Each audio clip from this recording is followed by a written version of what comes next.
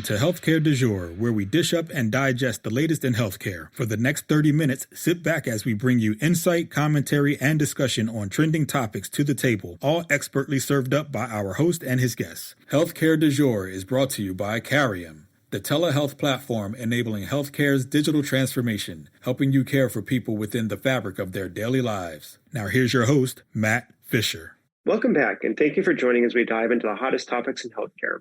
I'm your host, Matt Fisher. On the menu today is Stephen Vacarro, president at HHAeXchange. Stephen, welcome to the show. Hey, Matt, thank you very much. It's a pleasure to be here today. So what I always like to do before getting into the main part of my discussion is to give my guests a chance to provide more of an introduction in terms of who they are and what they do. So Stephen, the floor is yours. Oh, terrific. So as Matt said, my name is Steve Vacarro. I'm the president of HHAeXchange. I've been with the company now for a little bit over 7 years.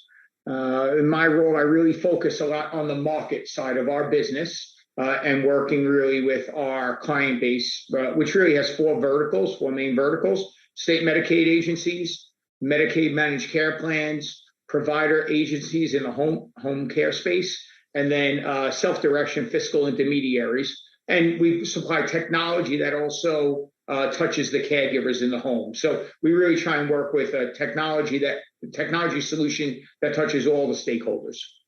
And before diving into kind of more of what home care entails, I'm always interested to know what got you into healthcare in the first place. Sure. So I've been working in the Medicaid space, public healthcare space now since 1990, so 30 plus years. I've worked with every state Medicaid program during that time period, doing a lot of different things. And, you know, honestly, I've always had a little bit of a passion, I guess. And I like the combination of it being healthcare, technology, and public health, where you can really see that you're making a difference in individuals' lives. So I like that cross section that Medicaid healthcare IT covers. And if you said you worked with Medicaid in every state, you've definitely worked with, well, I'm going to say 50, but possibly more than 50 different iterations of how to deliver care under Medicaid then. Correct. You've seen one Medicaid program, you've seen one Medicaid program, as the saying goes. They're each different, and they each they regulate it the way that's best really for the constituents of their state, because each state really does have a lot of nuances and differences in terms of some are more rural, some are more urban, and so forth, right? So they're able to really, I'd say, customize their solution for their individual state. Yeah, so kind of with that Medicaid background, how did you transition over into home care? Or maybe the better question is, how did you transition to a primary focus on home care? Sure. So I spent the first 24 years of my career working with a company by the name of HMS, Health Management Systems, and had a number of different roles there, but most notably, they would do a lot of work around coordination, benefit, and third-party liability in the Medicaid space. So through that, I really came to understand a lot about how Medicaid programs work and reimbursement in the Medicaid space. When I left HMS, I started looking around for what my next opportunity would be, and I was very interested specifically in the home care space or virtual health. And in some ways, there's even overlap between the two of them, right? But I really see that's where if you're going to really improve care and you're going to do it in a cost-effective manner, it has to start in the home, because those tend to be the individuals that are the most costly in the healthcare system. So when you're talking about home care, what do you actually mean by home care? What services does it encompass? Sure. So, our focus at HHAeXchange tends to be on, I'd say, the personal care side of home care. I differentiate that from home health. Home health, think of as it tends to be a little bit more like OT, PT, nursing, that Medicare covers as part of an episode of care, right? Whereas when we think of home care, we're really thinking about those personal care services that an individual is receiving in their home. Examples could be bathing, could be toileting, it could be cooking, it could be cleaning. So these are individuals that 10 or 15 years ago, Medicaid recipients that would have needed to go into a long-term care facility or some type of an institutional care setting, because they had services that they would need to be receiving every day. They were not independent. Now, the move from a societal standpoint has been people don't want to be in a facility. They want to be in their home and in their community, but they still need those support services. And that's really the key thing. And I'd say the first generation of that over the past 10 years or so has really been about how do we get someone to come into the home to help support them and give them the supports that they need. And that's what I'm really referring to when I speak of home care. So kind of from that personal care lens, how have you seen the delivery of services in that vein evolve over that period of time that you've been focused here? Yeah, it's been, I'd say 7 years ago as I started focusing, home care has really been a laggard from a technology standpoint, right? And healthcare in many ways lags from a technology infrastructure standpoint, right? Home care really lags. It lags technology. It lags healthcare in general. So that when I first started getting involved 7 years ago, and what I really liked about HHAeXchange was how they were able to bring technology into the home to help increase everyone's efficiency in the process, right? And build transparency and compliance to the process. And that's really what I've seen as a change from 7 years ago. It was very common 7 years ago where I would walk into a provider's business office and they would just had filing cabinets everywhere for everything that they were doing. They were manually keeping schedules, right? They were manually had written down people's phone numbers so that they could call them, or caregivers' phone numbers if they had to make any change to a schedule, right? They didn't have any automation in any of that. And fast forward to where we are today, some of that coming as a result of the Cures Act, some of that coming as a result of the pandemic, right? Where everyone recognized, one, due to federal regulation, that there was a need for more technology to come into the home care space. And then the pandemic, when folks were working remotely and could not get into offices, it was everybody realized that I can't be working with paper files anymore, right? For some basic things like contact information, understanding who my higher risk patients are that I'm taking care of, items of that nature. So there's really been a big focus now, I'd say, on implementing technology in the space. Yeah, and when you're talking about technology, kind of what instances of technology are most commonly being implemented now? Yeah, today, and I think of this again as sort of the first generation of it, right? It tends to be, the focus tends to be a little bit more around, I'd say, program management or agency management technology. So when I say that, I mean things around authorizations, managing contact information for the Medicaid recipients receiving care and for the caregivers, managing things like caregiver compliance and in-service training, doing items of that nature, scheduling, and then electronic visit verification, of course, that's now required as part of the federal mandate. Billing and payroll, right? Those always have, they've had technology prior, right? People will always use tools and systems for that. So that's where I see the technology really being used today. But a lot of that, in my view, is that's the beginning part of this, right? And now there's a lot of things that we can do to build upon that. And so when you just said there's like room to build upon it, what would you like to see kind of come in that second generation or the next phase of technology implementation? Well, a couple of things come to mind, and I think of this industry very much like, the cable company industry. And I've said this a number of times, right? Where the cable companies, when they laid all this fiber optic, right, to get, so you could watch TV from your home, let's say. And then next thing you know, you're making phone calls over it, and you're purchasing things on Amazon from it, right? And you're watching movies, you're doing all different kinds of things on it, right? And it became sort of the gateway for information to flow, right? And that's a lot of how I see home care and where home care is today. There's a lot of infrastructure that now has been laid. There's a lot of technology that is in the hand of the caregiver in the home, because they need to clock in at the start of their shift, clock out at the end of their shift, and put in plan of care. But now that you have access to that caregiver in the home, there's a lot that you could build upon it, right? You see people doing things like, capturing vitals through the technology, through leveraging, let's say, Bluetooth or other devices in the home, right? You see people asking questions or capturing other data about, caregiver shows up at 2:00 and they could be asked a question when they check in. Did so-and-so eat lunch today? right? So you know if there's a food insecurity or there's something else going on that they're not eating that maybe you want to intervene, right? So you can start capturing more and more information from the home, and more importantly, really make the caregiver part of the overall care team. And what our experience has been is that it's the caregiver tends to know the individual receiving services better than anyone else, because they spend so much time with them that they're in tune to understanding something is different today.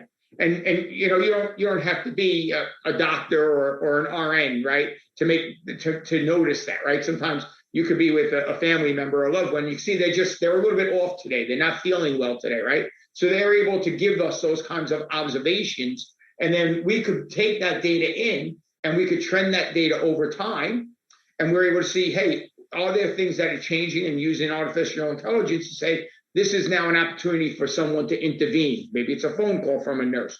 Maybe a nurse should go on site and take a look at the situation, or something of that nature. Yeah, so it kind of sounds like just a reflection of the broader virtual care trends across healthcare. Because if you're talking about capturing the data and then being able to spot trends and analyze it and just run it through different forms of analytics over time, as I said, it seems to just be a reflection of what's happening more broadly in healthcare, and an opportunity for just more, kind of cross-setting integration to provide, really whole person care. It is. It's really all about whole person care. And, I'd say you go back 3 years ago, and this was a blind spot, right? So here you had, I'd say these complex need individuals in their home now, and a blind spot of what actually was occurring in the home, right? And through the Federal Cures Act, it sort of mandated, hey, well, we at least need to know what time the caregiver showed up, what time the caregiver left, and what duties they performed while they were there, which was a good start, right? But now that you have that infrastructure, now you're really able to build upon that and start thinking about whole person care, which is, to me, is very exciting. And that's where technology really could help. And it could really help make the caregiver's job more empowering, right? Which is something that as we speak to our clients, we know the caregivers really like and they want. Yeah, and I suspect this is going to be somewhat of a loaded comparison. But if you're talking about, the Cures Act and some of those requirements is laying the infrastructure, at least from the laying the infrastructure perspective, it kind of mirrors what happened with the Meaningful Use program for hospitals and physician practices of forcing the adoption of EMRs and using that as a way to springboard to better use of technology. Hopefully home care will have a much better starting point, though, because it sounds like the technology is at this point in time should be better, or at least optimistically is, but there is maybe less stringent kind of adoption requirements, because you're not talking about these systems that are geared in one direction, but infrastructure, as you were describing, that it really allows for a broader, hopefully more useful footprint. I think it's a very good comparison that you made, right? And I do see that synergy, right, between the meaningful use, right, and what happened there. And absolutely, this is kind of the springboard to really, I think, the next generation of how you start to, I'd say, see the industry transition toward more value-based care and outcomes, right, as opposed to the past where it was very visit specific, right? Like, okay, I need to get 8 visits done today, and I did 8 visits, right? I think it's kind of moving on to the next generation of that. Yeah, no, and I think kind of referencing the value-based movement and outcomes as a focus is, again, aligns a lot with what's happening more broadly and not in the industry, not just within home care. But for those of you just joining, I'm talking with Steve Vacarro of HHAeXchange. We've been talking a lot about, kind of what is home care and how technology is evolving within the industry. And Steve, as you kind of just referenced value-based care, kind of brings me into another area that I don't know if it gets a lot of attention or has a lot of understanding, but how is home care actually paid for? I know up front when you're talking about kind of some of the primary lines that you focus on, you talked about Medicaid, and some other forms of reimbursement through payers. But if you could you help level set for everybody just what is the reimbursement landscape when we're talking about home care? Sure. So first off, the primary source is Medicaid, right? So Medicaid is for these services, having someone come into your home to care for a loved one. You'd need to be on Medicaid to get Medicaid to pay for that, right? And that's the primary source. That's probably, I would say, 85 to 90%. Additionally, the VA does pay. It's a benefit that's offered to veterans, right? So that's a small portion that does get paid that way. There's long-term care insurance plans, right, that some people have purchased. They tend to have limited benefits, but they are out there, and you do receive some services from them. And then a couple of years ago, Medicare said that you could have an optional Part C plan that if you decided that you have to pay some premiums into, but that could cover some of these services. And that's been becoming more popular, but it's still in the very early stages. So I'd say if you really thought about a pie chart, you would see Medicaid is primarily the payer, and then you'll see these other sources, the VA, some commercial insurance through long-term care plans, some Medicare through Medicare Part C, and then the remaining one would be private pay. Folks that have the ability to fund this themselves, they'll pay to have somebody come into the home and perform these services. Yeah, so if Medicaid is by far the predominant payer, how does that influence kind of operational decisions or the ability to deliver home care services? And kind of the basis for that question is what you hear so often in healthcare, that a lot of other pieces of the industry kind of try to minimize the amount of Medicaid coverage that they have because the reimbursement levels may not be as much as would be hoped for, and arguably don't cover the expenses. So how does that influence in home care? Correct. Well, to date, Medicaid again is the primary source, and that I think does create one of the challenges that we see today in the industry, which is the shortage of caregivers, right? Because based on the reimbursement that you're getting from Medicaid, the caregiver becomes, in essence, someone who's making minimum wage. And, if you've seen the individuals and the passion they have for performing these jobs, they are extremely difficult. They're difficult physically and they're difficult emotionally. And people that are doing it are really doing a very special, they really have there's something very special about them. But pay is definitely something that's become difficult to be able to track new people into the industry as caregivers. And you've seen some states recently try and address some of this with reimbursement. New York State, just a couple of months ago, they created a separate minimum wage for caregivers, home care caregivers. So it's actually, I believe it's $2 higher than the standard minimum wage for other jobs, right? In California, Los Angeles County is looking at doing something similar right now.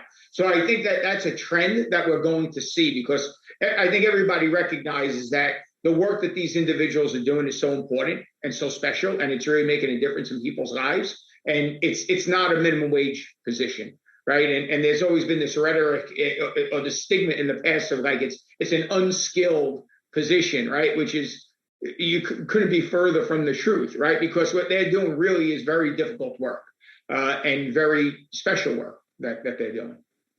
Yeah, and I think that's an extremely important point, because as you said, it's you have people coming in to someone's house and helping them at an extremely vulnerable point in time where you need a lot of support and help. And it's kind of, as you said, you want someone who knows what they're doing and is going to be able to provide the necessary services. So that should be recognized. Without question. And, you have to remember the individuals that are receiving these services, this is not episodic. It's not like, oh, I received this and I rehab and I'm okay next week, right? Or next month. It's the services you're receiving today, you're receiving for the rest of your life. And over time, they'll probably increase the level of service that you need. So it's not uncommon for a caregiver to be working, to be taking care of a Medicaid recipient for 5, 6, 10 years. Right. So, and that goes back to my point where they'll know those individuals better than probably anyone else. And so they really are in tune to, hey, something's different or something's changed with the person. No, definitely. And I think kind of going back to the challenges you were talking about from the reimbursement, how do you see home care agencies being creative or looking to maximize kind of what they're able to deliver with the resources that they have? Well, I think it's trying to see what you could do to leverage technology to increase efficiency, right? And that's what I see many of them doing. Many of our provider agency clients I see doing that today, where they'll look to leverage technology to do things like, just some examples, as they have cases that they need to fill, right? Being able to broadcast them through our platform so that it's easier for them to connect with a qualified caregiver for that case, right? And when I say qualified, I mean, if you have a Spanish-speaking individual that lives in this area, you need someone that's nearby that could get to them, right? And that speaks their Spanish. Or maybe they only eat vegan, so they need to know how to prepare vegan meals, right? So it gets a little complicated, right? To try and match up the right people, the right caregivers with the right recipient.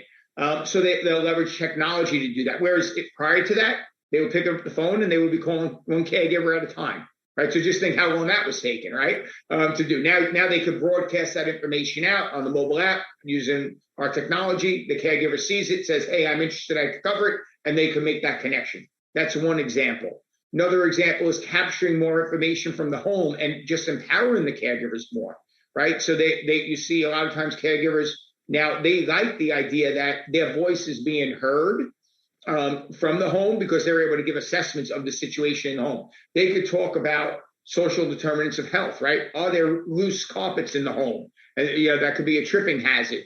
Did it just snow outside and someone needs to come and shovel the snow because there's all ice and I can't get Mr. So-and-so out to go to the doctor, right? All these kind of things. Now, when you're in a facility, that all gets taken care of. When the person's in the home, someone has to organize and take care of that. And it's the caregiver normally who sees this and sees what needs to happen, right? Is there a food insecurity, right? They're able to then step in and do those kinds of things. So I think it's leveraging technology to do those types of things. One other quick example is training. All the caregivers need to go through different training. They have in-service trainings they need to do. You'll see there's been a real push toward remote training via mobile apps, right? And folks getting their in-service training hours that way, as opposed to in the past, you had to bring everyone into your office. You had to have a trainer set up. You had to go through the training. Now they weren't working for a day, right? Now everyone's able to be much more productive, right? In terms of how they operate. Yeah, and kind of thinking about a lot of those examples you gave where you're gathering all this additional insight into the patient's life and being able to collect the data and analyze it, is that being used to fuel alternative payment models or participation in other value-based care schemes, or kind of being brought in with other types of care delivery organizations? As I mentioned early on, so at HHAeXchange we do work with state Medicaid programs and Medicaid managed care plans, in addition to providers, caregivers, and fiscal intermediaries for self-direction.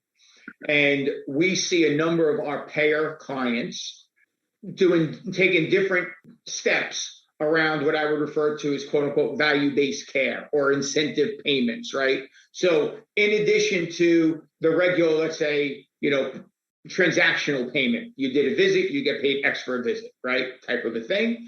In addition, then they have regular, whether it's monthly or quarterly or annually, bonus payments for incentivizing good behavior and for taking the proper steps in terms of improving quality, reducing admissions into a hospital, reducing ER visits, right? Because you're doing a better job. So we see more and more payers are doing, they're focusing more and more on value-based care and value-based incentive reimbursement. And do you have any specific examples offhand that might, could give a particular insight into some of what's being tried, or do you have any ideas of what you'd like to see tried? Well, I'll talk about a couple of things that people are doing. So, one is, again, as I mentioned before, capturing information about social determinants of health or recipient condition by asking questions at the time that while the caregiver is in the home, right? Do they have enough food? Did they take their meds? And then that data feeding back to the managed care organizations and their care team so that they could use that to determine, do I need to have some type of intervention? That's one type of example. We have another payer who's doing things where they do incentive payments for the providers if they are able to, if the recipient gets their flu shot, if the recipient gets their COVID shot, if the recipient goes for their annual physical, and so forth, right? Because those are just sound steps to be taking to keep someone healthy, right? So if they're taking those steps, like doing an annual physical, that's just good practice, right? So if they know that if that recipient is going for their annual physical, they're getting notified if there's other things that could be potential problems down the line. Yeah, so kind of a lot of different strategies to just drive, as you said, what is just good proactive care and attention to who the individuals that are being worked with. But Steve, believe it or not, we're already almost out of time. So I want to part with one final question, which is, what has you most optimistic about the direction of home care as a part of the healthcare industry? Well, one of the things that, I've been following pretty closely is the HCBS final rule that, it's been in play or since 2014, but it's now 2023 is when it actually states need to start to transition from prior models to sort of their new person-centered planning model. And I'm excited about that because, and this goes back to what I mentioned before a little bit, sort of the first generation of care was come out of the facility, be in your home, send somebody in the home and perform, I'd say in many ways, critical but basic functions of daily living, activities of daily living, right? Bathing, eating, cleaning, so forth. Now, what this is doing is it's really pushing to think about whole person care, mental health. Are there other, how do we give those individuals in the home the ability to have more companionship? Maybe go out to dinner or go to a movie or go to church if that's something that they want to do, right? But be able to do things outside of the house so that it's not just you come and you're in your house. Work, employment, give them a job, right? So if they have a purpose every day, right, that they're going out and they're actually doing something. And I see this firsthand. My mom receives these services. And she has a job where she is right now, where they have her fold, the cloth napkins at an assisted living. So, it's great. And it just gives her a purpose, right? And something to do and an ability to socialize with other people. So I'm excited about that and where home care is heading, because I think that's really the next generation is really thinking about holistic person care. Yeah, no, and certainly a lot to watch and, be optimistic about and to be able to track as time goes on. But, Steve, as I said, believe it or not, we are already out of time. So I want to thank my guest, Steve Vacarro, for a great conversation today. Well, thank you very much, Matt. It was terrific, and I appreciate taking the time with you today. Yeah, and thank you to everyone listening. Keep the dialogue going and connect with me at #HCDEJURE. I'm Matt Fisher. Until next time.